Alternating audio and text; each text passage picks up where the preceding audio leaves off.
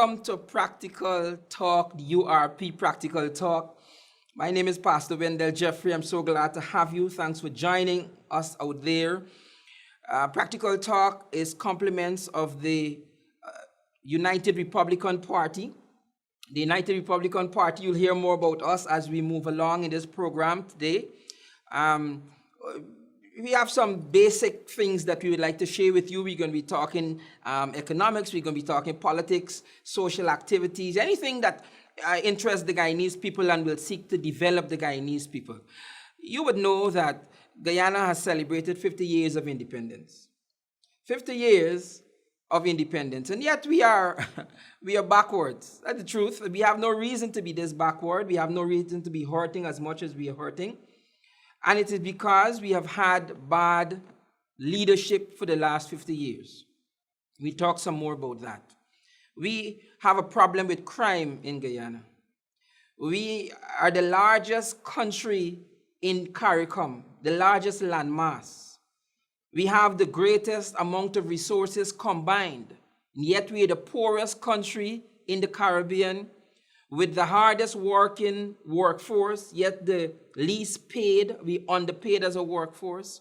We have billions of dollars. The world looks at Guyana for our natural resources, yet we in Guyana are struggling to be compensated for the work that we do. The country has just been in a mess. And it is not that way by accident. We have had two major political parties in this country, the PPP and the PNC, and they have not done right by us. And so the country in 2017 is backward way beyond any other Caribbean country. And so the URP has a goal and a desire and an intention, and that is to create a counterbalance within the parliament. We are hoping that not all Guyanese, but some of you who are not as rigid in your political overtures would see the need for a third party and would give us a chance. We'll talk some more about that. Guyana exports crime. I travel around the Caribbean. You know that I'm a criminologist and a prison chaplain. I travel around the Caribbean. Guyana has more prisoners in other Caribbean countries than any other country in the Caribbean. There are more Guyanese in any other prison in the Caribbean than any other nationality in the Caribbean. Not only do we have a problem with crime in Guyana, but we export crime. We have it bad.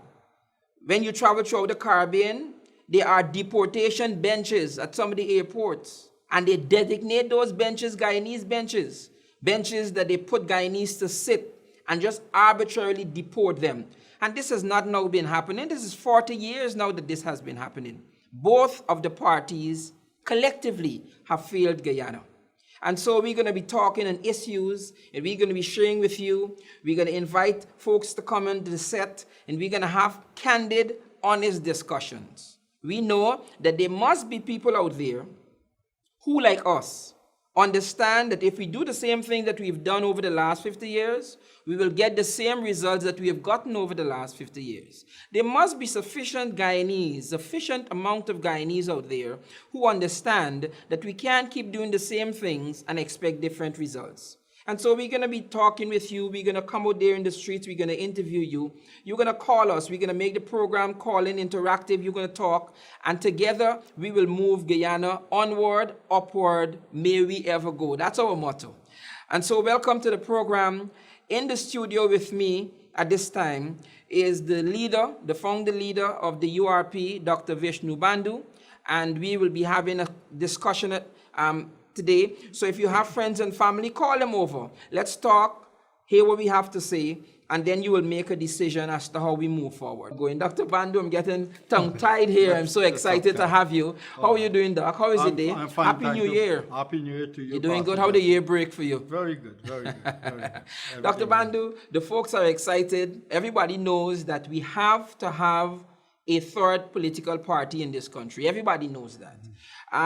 But before we get into that, just tell me or tell your viewers a little about yourself.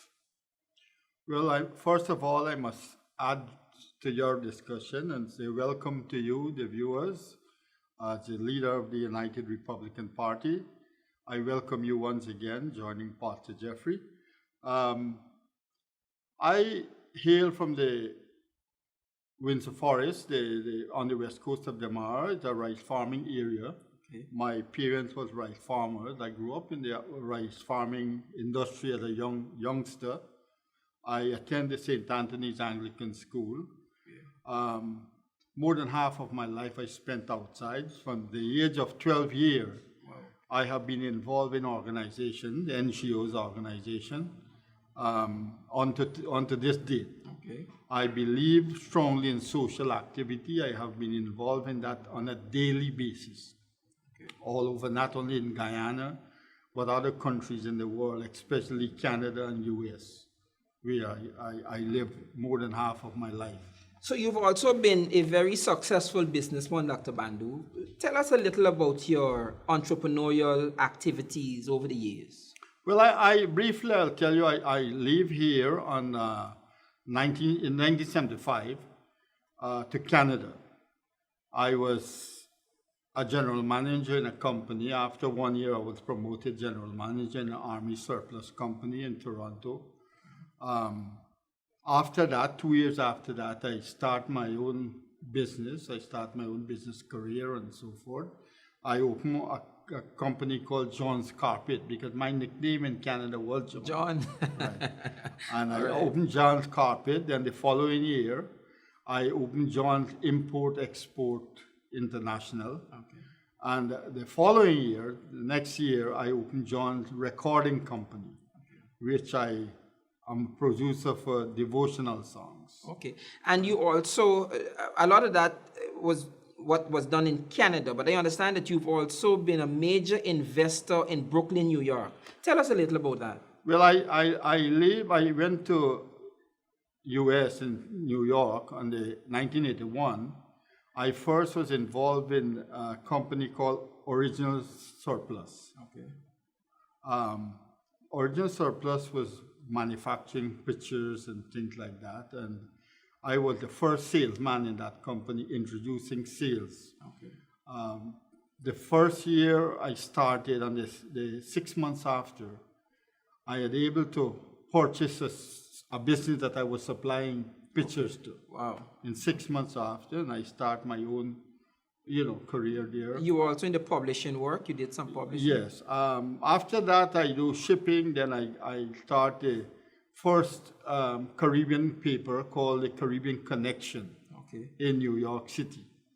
I'm the first publisher for that. And I also was involved in radio program. Okay. I think I had the first radio program called Atma Shanti. Our host was our famous Isri Singh, who used to be in Guyana. Okay. He was the host on that program. I also started a shipping company. At the same time, La Parkin Company started in New York, shipping to Guyana and the Caribbean and so forth. Okay. And I start my business career. So you have a wide experience as it pertains to business, entrepreneurial activity, how to manage money and so on. All of those things are very needed in Guyana right now. And then sometime around those years, you were a part of the foundation of the United Republican Party. Tell us a little about that. Well, when I started newspaper in 1983, it was a terrible time in Guyana with the PNC dictatorship. What we have done was I started that newspaper on a cultural basis. Okay. But people knew that the Guyanese was publishing this newspaper. Okay. And I was asking people to contribute articles. And everybody Guyanese started to contribute articles, calling me on the telephone, crying out to me how their family was killed in Guyana. They went and visited, or their family had been raped, and all these kind of ill things had been going on in Guyana. And I come to my inner thought said, why all these people is calling me? Because I'm here, they feel that I can do something and I'm doing nothing, okay. So what I did, I started to talk to interested Guyanese who are really interested in Guyana.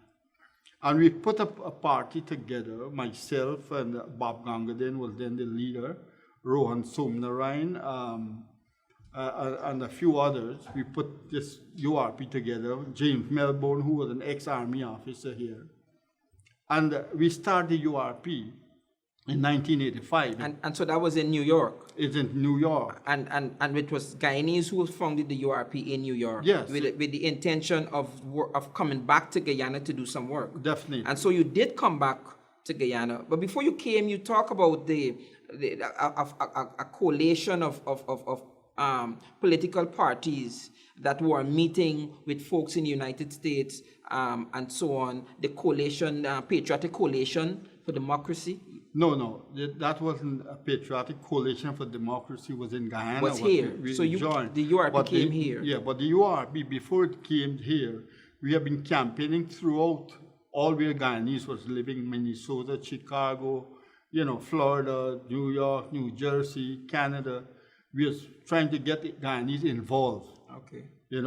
To let them understand that we have to do something to help our country, because Guyana is our motherland and we should be able to protect it from all these ill things that are happening. I was a part of the American Security Council, where we used to go there every month, not myself, other members of the party used to go there, and we meet with people from all over the world who are having problems in their country. Colonel Sam Dickens was in charge of that one. We meet with a lot of people, all senators, congressmen, and a whole heap of people, all the Washington Times newspaper and so forth. Okay, and then you were involved at some point. You got directly involved with politics here in Guyana, and that would have been around 1992 or something like that. No, when we launched a party in 1985, okay. we came to Guyana in 1987. Okay. Then we campaigned throughout Guyana. Then at the same time they have this coalition of the PCD, Patriotic Coalition for Democracy. Okay, good. Okay. With the DLM, the WPA, US, PPP, and all these parties come together to try to fight the PNC. So everybody had come together at that time because Guyana had badly needed. So it's not only now you had a coalition. You had a coalition since back then. No, they had a coalition, yes. Okay. Since then, to fight for democracy. When we came here, it was not about power.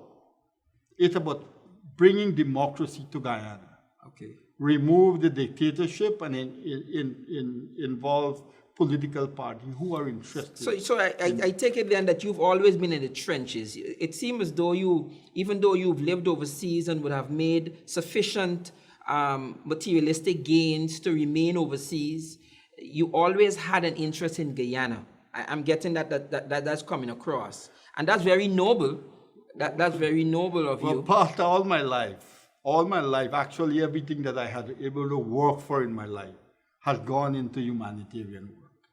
Okay. All my life, until now, everything that I have ever earned has gone to humanitarian. Yeah. Doc, we can talk because I sense, and we have been talking, and I sense that you have a love for Guyana. It's almost an unparalleled love that you have for Guyana. But here we are in 2017. We have a coalition administration. We have the opposition PPP nipping at their heels. But we are saying that they need to be a third party. Tell us why you think that Guyana needs the United Republican Party at this time. Guyana badly needs the United Republican Party at this time. Because we have seen 28 years of PNC ruling. We have seen 23 years of the PPP ruling. Now we come back and seeing 2 years already on the PNC again, ruling. What would we do? Would we go back again to the PPP? We are seeing clearly that the 28 years of PNC, what they're doing to us today. We see clearly 23 years what the PPP has done. We can go back to the PNC. Well then, Pastor, if that is the case, something really wrong with our mentality. We need to change the mentality of ourselves. Well, of course, a lot of people are of the view that you have the two major parties that have been problematic to the development of Guyana. And that's what I said just now in my opening statement, that if you keep doing the same things, you'll get the same results. Definitely. And so you are agreeing that there is a need for the United Republican Party. Doc, you are in contact with a lot of businessmen. You've traveled, you've been to India, across Europe, across North America, and you have been meeting Africa. You've been meeting with a lot of these business people, and they have, on the line, they have a desire to do business with Guyana, but there are some things that are retarding them from making that plunge to invest billions and millions into Guyana. What are some of the objections you're hearing to business people who want to come to Guyana as you travel the world? Our number one problem is crime in our country. No businessman will come to a country when there's so much crime. Since 1992, we had acknowledged that there are a lot of crime in Guyana. But the PPP government never solved this crime. Okay. Although they know that there was so much crime, they never solved. And my only thinking why they did not solve the crime is to benefit themselves. Because if the crime had solved and you had real law and order in Guyana, many of them would be behind bars today. But we still have a huge crime problem today, even with the new administration. Oh yeah, because it's the same thing. You have a new administration, but it's the same mentality. We have no difference in mentality. On our 2015 political platform, we said it clearly to the Guyanese people. We do want a change, but we want a real change in Guyana. We do not want an exchange. And so, right? What we have is an exchange. It's an exchange. If we told them plainly, if you vote for the APNU, you're voting for PNC. Wow. Right? You're not having no different. The mentality is the same.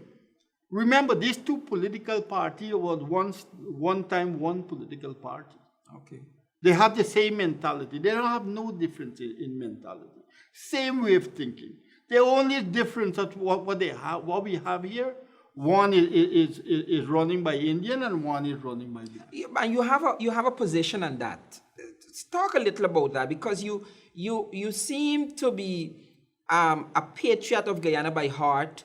You seem to not want race to play a pivotal role, if any, in the development of Guyana. So share with the viewers your take on this ethnic problem that we have in Guyana and how you see the URP bridging the gap. Well, Pastor, when the URP had formed to bring all people together in unity, because we have acknowledged the problem that we are having in Guyana. The racial problem what we are having in Guyana, it's serious. Right? This communistic and socialist ideology what they are having is like dividing and rule. Wow. Okay. Right? And it started from the top. It's starting from Chedi and it's starting from Burnham. Chedi said, I'll look after the Indian. Burnham said, I look after the black. And there they go down the line. Right? We realize that there is no way Guyana can progress if we go down that way, that road. Because that is not the road to go. We are all one people. We are all Guyanese. We need to focus as Guyanese, not as black and Indian and so forth, but what you are hearing all the time is about black and Indian in this country. What happened with the Amerindian? What happened with the other mixed race? What happened with the Portuguese? What happened with the Chinese? We're talking about Indian and blacks all the time, okay. You know. Okay. But the URP are saying clearly, look, we do not want to talk about race here. We are all Guyanese. This land here has been our motherland. Beautiful. And we must be able to protect it with all our might. You know, the people from Africa does not respect you as African because you didn't born there. Okay. The people from India does not respect me as Indian because I didn't born there. Okay. Guyana is our motherland. Beautiful. Those land where we come from is our ancestor, our fourth parents' land. Okay. And we must be able to protect our land. And this is why every hair on my body is Guyana for me. I like that. Since I know myself. You're a real patriot. Now let's talk a little, Doc. We have some major problems in Guyana. One is we have a very high unemployment rate, and it has stuck like that. Guyana has always had an unemployment problem, and I think it's somewhere at 40% right now, unemployment. How does the URP, or what kind of visions do you have that can help the country to move away from these systemic and endemic rates of unemployment? Partly, it's a very simple thing.